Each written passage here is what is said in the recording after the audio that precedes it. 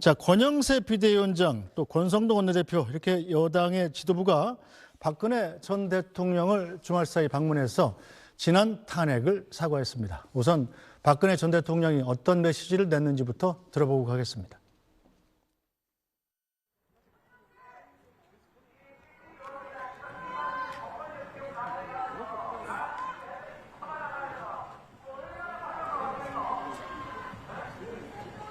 권성동 원내대표께서 지난 박근혜 전 대통령 탄핵 과정에서 소추위원장을 맡은 것에 대하여 박 전 대통령께서 사랑을 참 많이 주셨는데 마음을 아프게 해드려서 너무 죄송스럽다라는 말씀을 하셨고, 박 전 대통령은 다 지난 일인데 이제 너무 개의치 말고 나라를 위해서 열심히 일해달라, 이렇게 말씀을 하셨습니다. 박근혜 전 대통령은 여러 차례 윤석열 대통령이 지금 구치소에서 수감돼서 이런 상황을 맞게 된 것에 대해서 마음이 무겁고 국가의 미래를 위해서 여당이 단합해 줬으면 좋겠다라는 말씀을 전하셨습니다. 돌이켜보건대 개인의 소신이야 항상 있을 수 있지만 집권당의 대표가 소신이 지나쳐서 사사건건 계집각을 세우는 것은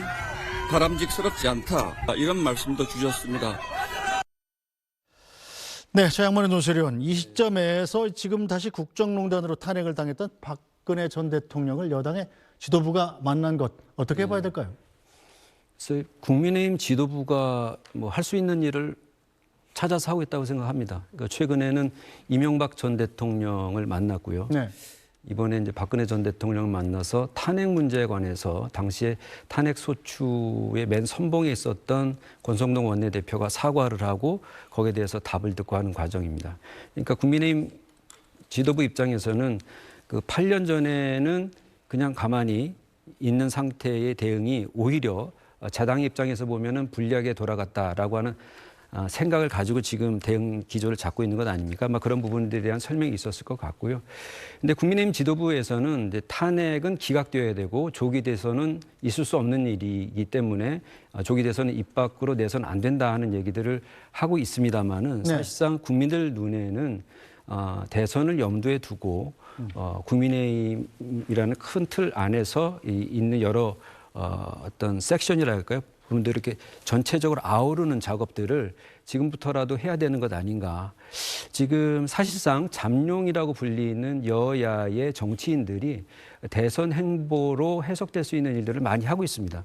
그러니까 그런 연장선상에서 국민의힘 지도부의 행보도 해석할 수 있지 않을까 생각을 합니다. 네, 저 박근혜 전 대통령 예방에서 나온 박근혜 전 대통령의 메시지는 하나하나씩 따져보기로 하고요. 자, 어제 권성동 원내대표와 박근혜 전 대통령의 만남 자체도 큰 관심이었습니다.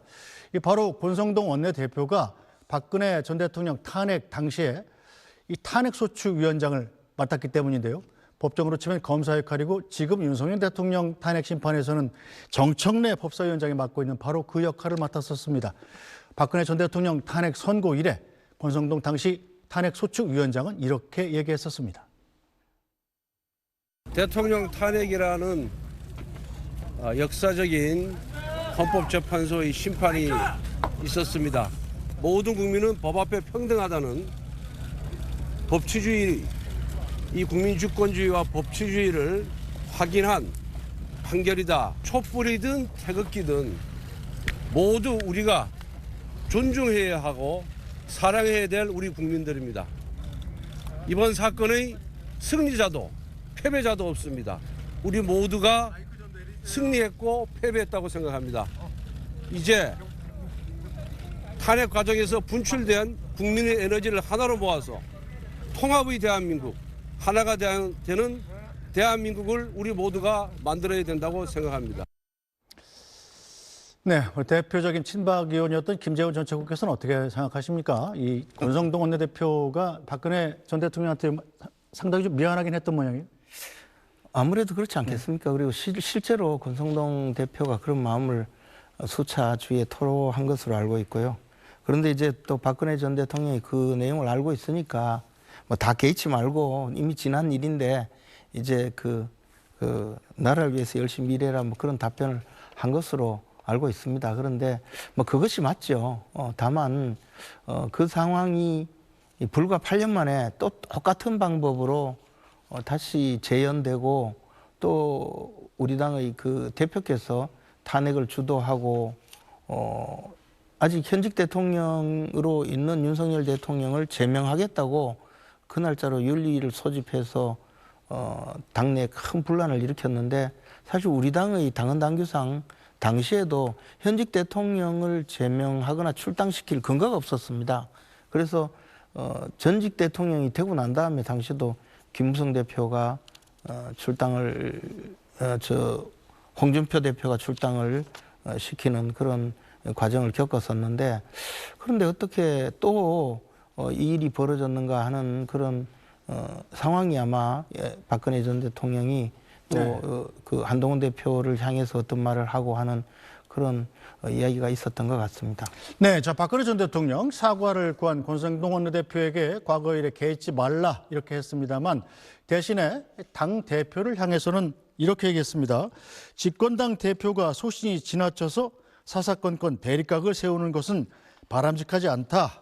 자, 박근혜 전 대통령이 이런 이야기를 한 이유는 뭘까요? 박근혜 전 대통령 당시 탄핵 시기에 당 대표와의 갈등 모습도 떠오르게 한다. 이런 목소리도 나옵니다.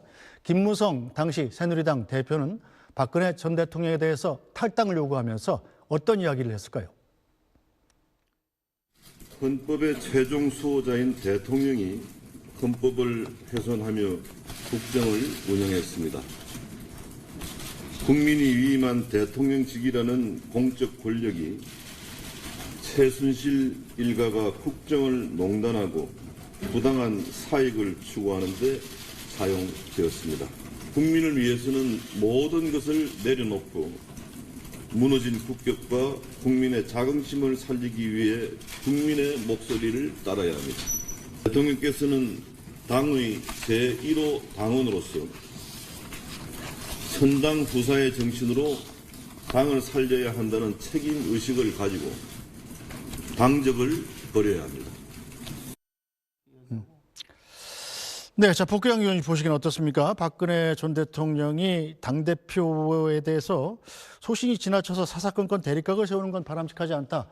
이것은 뭐 본인의 경험에 의하면 당시 새누리당 전 대표였던 김무성 전 대표를 겨냥한 것 같기도 합니다만 일각에서는 이게 한동훈 대표를 겨냥한 것이다. 이렇게 해석하고 있죠. 김무성과의 경험이 이제 현재 한동훈을 보면서 비슷하다. 뭐 이런 표현을 하고 있는 것 같아요. 근데 바람직하지 않다라고 하는 것은 잘못을 한 대통령 입장에서는 잘못을 감싸줘야 할 당대표가 감싸주지 않으니까 바람직하지 않다라고 하는 것 같은데 국민의 입장에서 볼 때는 당대표는 대통령의 부하가 아니지 않습니까? 그러면 당은 민심을 더 크게 받아들이는 소통 창구 역할입니다. 그러면 여당 대표가 대통령과 함께 보조를 맞추는 거 중요하지만 네. 국민의 목소리를 전하는 것이 더 중요하다. 그래서 저는 박근혜 전 대통령의 저 말씀에 대해서 사실 동의하지 않고 이 행보가 박근혜 대통령의 탄핵에 대해서 잘못되었다라고 생각하는 국민들 그리고 현재 윤석열 대통령의 탄핵 절차에 대해서 또 심판에 대해서 잘못됐다라고 하는 국민들을 겨냥한 정치적 행보다라고 한다면 국민의힘은 그야말로 극우 쪽으로 더 쏠릴 수밖에 없는 것 아닌가라는 걱정을 좀 해봅니다. 네, 자. 근데 극우라고 주장하는 것에 대해서는 굉장히 불쾌한 마음이 듭니다. 함부로 자꾸 극우니 어쩌고 그런 이야기를 함부로 하시는 것은 극히 잘못된 알겠습니다. 말씀이다라는 생각이 일반적인 들고요. 평입니다. 일반적이지 않죠. 민주당에서 의도적으로 지금 횡행시키는 그런 나쁜 그 발언이라고 생각합니다. 근데 당시에 박근혜 전 대통령이 실제 탄핵에 이르는 과정은 유승민 그 전 원내대표가 주도를 했고 의원총회나 모든 면에서 주도를 했고 또 박근혜 대통령이 이 배신의 정치라고 지목한 분도 유승민 전 대표였거든요. 그래서 당대표라고 지목했을 때 김무성 전 대표를 갑자기 당대표가 무슨 사사건건 대립각을 세웠다 이렇게 이야기할 가능성은 저는 없다고 봅니다. 네. 그래서 이것은 지금 현재 이 탄핵 사건이 있고 그에 대해서 윤석열 대통령이 옥중에 있는 것을 좀 안타깝다고 하면서 나온 발언 중이라고 보여지는데요. 그러면 현재 그 당대표였던 한동훈 전 대표를 지칭하는 거라고 봐야 되지, 이것을 갑자기 가만히 계시는 김무성 전 대표를 끌어내서 이런 이야기를 하는 것, 알겠습니다. 저는 사정상 좀 알겠습니다. 예. 사실이 뭐 다 아니라고 지난 일이기 때문에 박근혜 전 대통령 말대로 다 지난 일이니까 너무 개의치 말고 네. 열심히 해주시죠. 아이, 그런데 아무리 개인적으로, 인간적으로는 네. 죄송하지만 당시에 공적인 입장에서의 권성동 당시 소초위원장, 이거에 대해서는 사과하면 안 되죠. 알겠습니다. 예, 자, 민주당 얘기 좀 짚어봐야 됩니다. 자, 이재명 대표가 최근에 언급한 이른바 한국판 엔비디아 지분 소유 구조 발언을 두고 정치권에서 공방이 이어지고 있죠. 발단이 된 이재명 대표 발언 잠깐 들어보겠습니다. 엔비디아 같은 회사가 하나 새로 생겼다. 그중에 국민의 지분이 30%다. 그래서 그 70%는 민간이 가지고 30%는 국민 모두가 나누면 굳이 세금에 막 그렇게 의존하지 않아도 되는 오지 않을까요? 개인이 특정 기업이 전부 독점하지 않고 우리 국민 모두가 상당 부분을 공유하는, 그래서 그런 세상을 만들 수도 있겠다. 그 길을 결국 인공지능이 열어주지 않을까. 또 그 부분에 대한 국가 공동체와 관심을 가지고 일정한 몫을 해내고 그 중에 또 성과의 일부를 또 우리 공공이 함께 취득하고 나누는 그런 세상을 만들고 싶어요. 저의 목표 중에 하나는 모든 국민들에게 생성형 인공지능을 쓸 수 있는 기회를 만들어주는 거예요. 돈 안 내고. 자, 이 논란은 양만희 논설님께서 좀 정리해 주십시오. 이재명 대표 한국판 엔비디아, 뭐 국민들이 30% 갖고 있으면 주가 많이 오르면 좋긴 할 텐데, 자, 여권에선 상당히 공격을 하는군요. 뭐 반기업적이고 반시장적인 발상이다, 이런 내용입니다. 이 내용을 발언이 있었던 거 보면 정책 과제에 대한 국민들의 의견을 수렴하겠다고 하면서 AI 전문가들하고 대담을 한 자리에서 이재명 대표가 인공지능 같은 데 투자를 하게 되면 국민 펀드 혹은 국가가 참여해서 그 결과 일부를 국민이 나눠 갖게 되면 세금을 안 내도 되는 상황이 되지도 않겠냐. 이게 자신이 생각하는 기본적인 기본 사회에 대한 구상이다라고 얘기를 했는데, 비슷한 얘기를 하면서 그 앞에서 얘기했던 건 뭐냐면 자기가 이런 것을 꿈꾼다고 얘기를 했습니다. 그래서 기본적인 발상은 여기에 터 잡고 있는 것은 맞는 것 같고요.